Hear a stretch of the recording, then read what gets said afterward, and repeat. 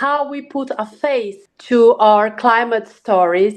And that just reminded me a story you shared with me about women in Brazil. They decided not to have kids because of climate change. That brings us to another issue, which is the OMS said the second pandemic would be the mental health crisis. And of course, the climate loom and doom, as you say, doesn't help to that conversation. How you, as a correspondent, try to be careful to bring the human angle into your stories so that it doesn't mean that we are in the apocalypse.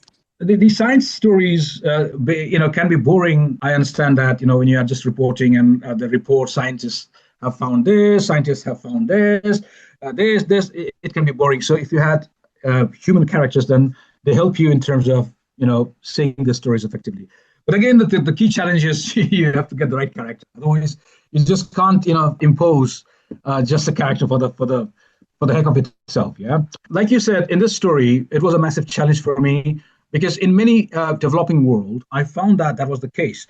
But what I also found was, in private, they will tell you the same story, but they will not say it in public. They don't want to come out in the press, in the media.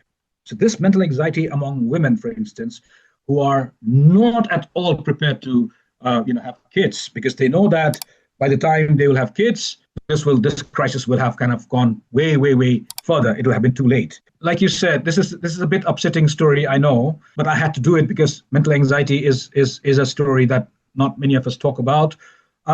So what I quickly did was, sometimes when you're doing a negative story or an upsetting story, you quickly bring in positive story, just in a quick succession. So when I did that story for BBC 100 Women, that story was for the BBC 100 Women season.